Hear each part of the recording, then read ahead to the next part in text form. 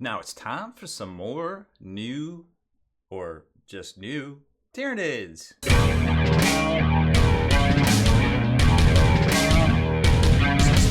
Spiky Bits.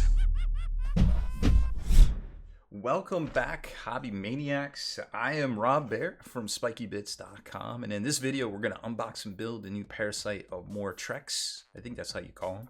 But I'm sure you will let me know if I mispronounce it in the chat. We're gonna unbox and build this this plucky little new Tyranid guy, which I guess is the only new release. Well, the only new model. There is new releases, dice and data cards and the codex and the combat patrol, which is great if you need a bunch of the little bugs, I suppose. And there's actual value in that one, but we're not really. I didn't even buy any of them, to be honest.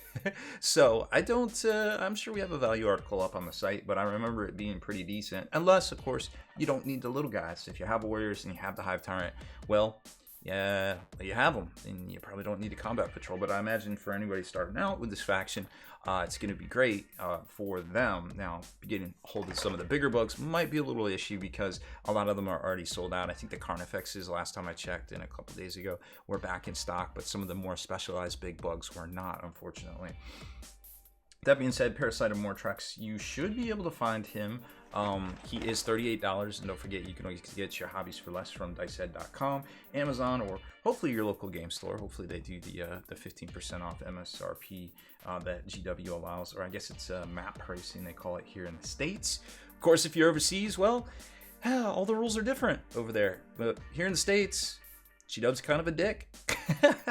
So that being said, you know, $38 is the new independent character price for the box sets or clan packs. I guess there's some other stuff, some littler things that are like, you know, still upper 20s, you know, low 30s still, but all the new releases that are going to come out are generally going to be $38 or $45, which in GW money makes sense, but in real dollars, you know, I remember when whole kits used to cost that, and it wasn't too long ago, so I can see where it gets a little daunting for newer folks getting into this hobby, unfortunately.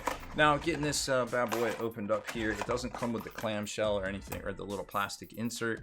I guess they reserve those for, well, actually they don't even make them this big for this, so it really only works if you have two little on the half sprues to even go in there, I suppose. Now, this doesn't seem like a whole lot, to be quite honest. I mean, it almost looks like you could put 3 of these and have like a whole squad, but then that would cost $60. So again, in GW money, the pricing tends to make sense, but in, you know, real actual dollars, I think a lot of people are obviously going to vote with the dollars because, you know, it's possible that if you have some gargoyles and you have some warriors, you could convert something up that'll look pretty decent and just slap it on a 40 mil base. I mean, who am I kidding here, right? No, absolutely nobody. If you have a little bit of hobby wherewithal in you, you're gonna make your own, guys. And I get that, and you know, I'm here for it. But if you just want to pick it up, put it together, and see how it looks, well, that's what we're here for in this video. So let's take a closer look at the instructions. See if there's any potential gotchas. They don't even show the sprue. Okay. So it looks like, oh, it's a fold out. It's a centerfold. You got to get to the middle to see what's going on. Okay. Well, that's not a whole lot going on. So top and bottom, just like the Raveners. And it looks like you got the separate jaw, separate top armor, left and right half to the torso. Wings go on, and then the extra arm here. Another wing. Into the, I think they call this a thorax. I'm not an insectologist, but I believe that is a thorax. Not a torso, and then this little base piece, tactical blubber, tactical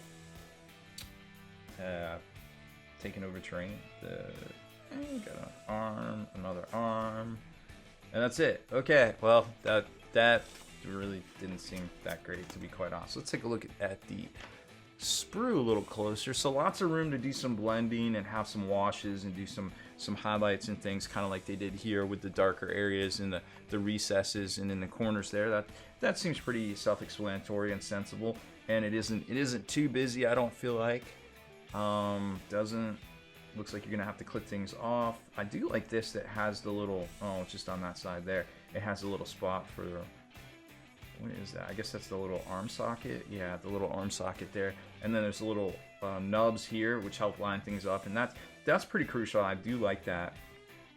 Well, I like the square nub here. Actually, it's like a octa polygonal thing. So the head would lock in pretty good.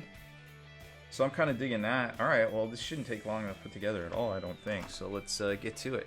And boom, there he is, or she, I don't know. Either way, the model goes together pretty well, and it's got this kind of like depth to it back here. This it's a little tough to stick together, so you definitely might want to use some of the Tamiya, a little thin cement, to get in there and get it all secured pretty good. And then down at the bottom, there's that little tactical squiggle that, you know, like I say, every now and then use some of this resin sand. This stuff's great because it kind of fills up and takes care of all that flat area here, and it won't recede or anything or have lines in it. It's really cool stuff, and definitely worth a look if you're trying to kind of smooth surfaces over and not have any shrinkage, because you know, nobody wants shrinkage.